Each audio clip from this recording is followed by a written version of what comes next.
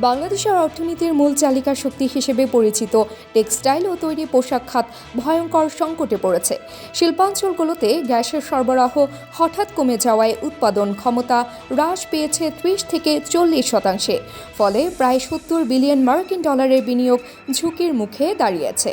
গাজীপুর, নারায়ণগঞ্জ, ভুলতা, মাওনা ও টুঙ্গীর মতো গুরুত্বপূর্ণ শিল্পাঞ্চলে গ্যাসের সংকট তীব্র আকার ধারণ করেছে। নিরবিচ্ছিন্ন গ্যাস সরবরাহ না থাকায় অনেক কারখানা বন্ধ হয়ে গেছে।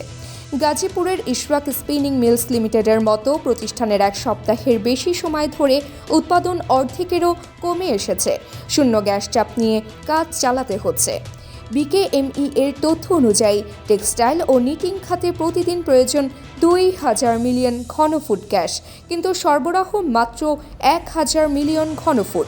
এই খাতে বিনিয়োগের পরিমাণ 25 বিলিয়ন ডলারের বেশি, যা দেশের মোট রপ্তানি আয়ের প্রায় 30 বিলিয়ন ডলার। বিকেএমই এর সভাপতি মোহাম্মদ হাতেম সতর্ক করে বলেন, সরকার গ্যাসের দাম বাড়ালেও সরবরাহ বাড়েনি। মিলস অ্যাসোসিয়েশনের তথ্য অনুযায়ী প্রতিটি স্পিনিং মিল প্রতিদিন গড়ে 25 লাখ টাকার লোকসান গুনছে। সংকটের মূল কারণ শুধু গ্যাসের অভাব নয়, কোভিড-19, রাশিয়া ইউক্রেন যুদ্ধ, মুদ্রাস্ফীতি, বৈদেশিক মুদ্রার দর পতন এবং যুক্তরাষ্ট্রের শুল্ক নীতির পরিবর্তনও বড় ভূমিকা রাখছে।